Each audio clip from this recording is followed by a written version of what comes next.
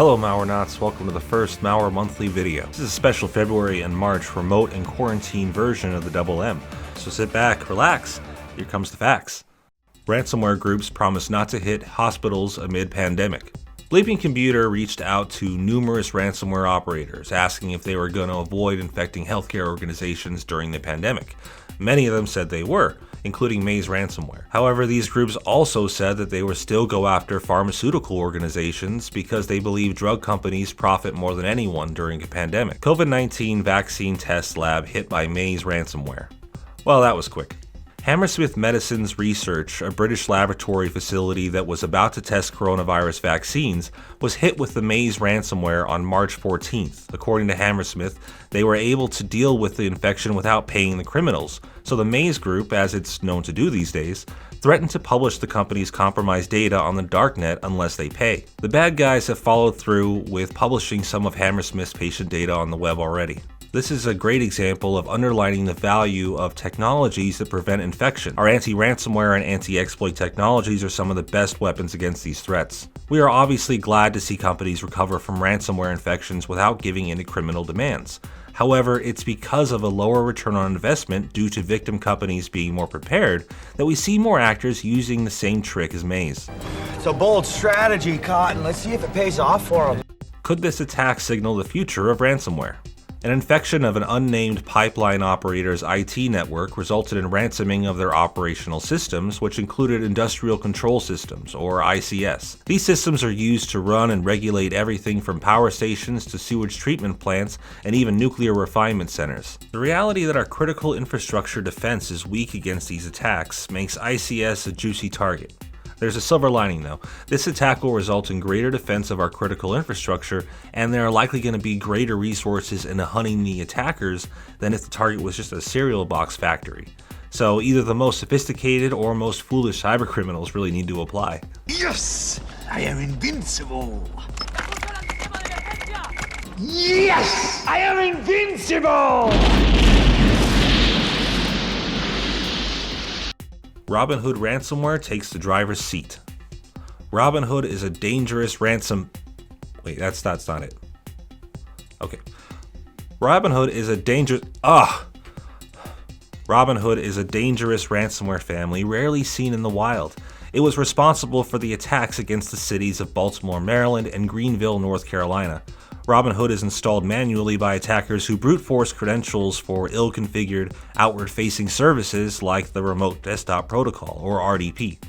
In some cases, the attackers load a vulnerable driver on the system, which is used by the bad guys to take complete control of the endpoint.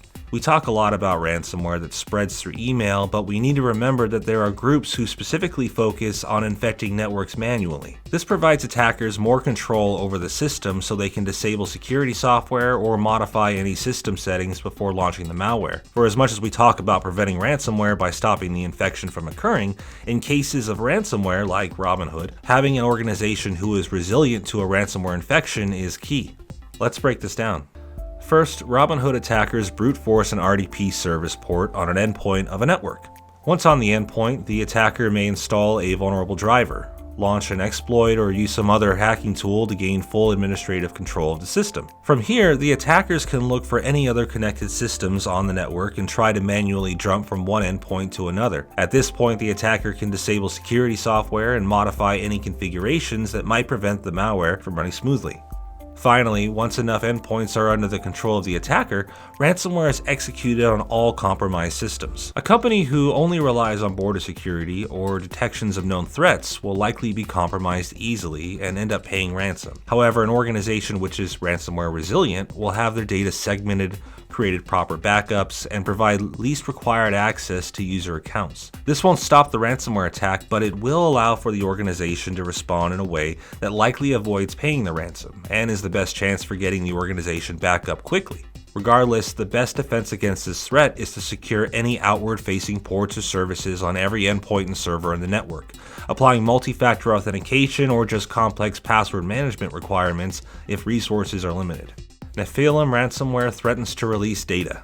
A new ransomware family called Nefilim, which shares code similarities with the Nemty ransomware, I didn't make up these names, has started demanding that victims pay ransom or see their stolen data published online. While threats like this in the past have been largely empty, families like the Maze ransomware have shown not only how to pull it off, but how to do it in a way that results in success. Security tips for working from home. This blog post talks about working from home as an employee, ensuring you keep physical security in mind, use secure connections, what to avoid, and some tips on staying healthy and sane. 5 simple steps to secure your remote employees. While the previous post talked about how to stay safe as an individual, this post was written for business owners on how they can properly empower their employees to work remotely in a secure way. This would be a great resource to send over to clients and customers who are now having remote workers and concerned about security vulnerabilities because of it.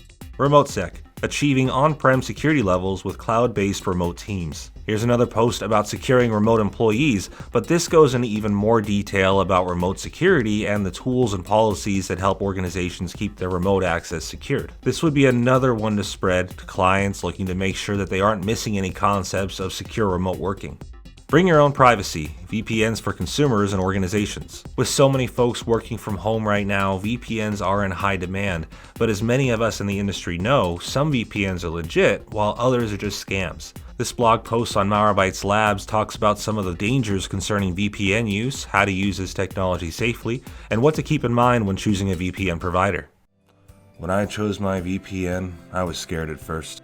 My coworker told me I wouldn't be able to experience my connection as well. But I knew I couldn't forgive myself if I streamed commando on an unsecured connection. Thank you, VPNs.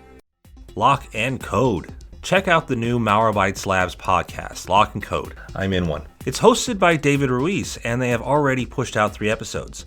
So far, they've covered RSA, MSP security, and privacy. You'll also hear interviews from top researchers and C-suite executives who provide a deeper dive into the important topics of the day. Also, I'm in one.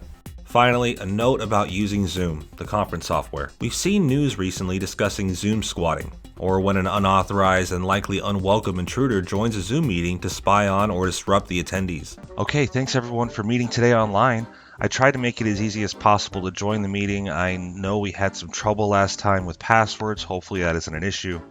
Anyway, I wanted to go over the quarterly... Wait.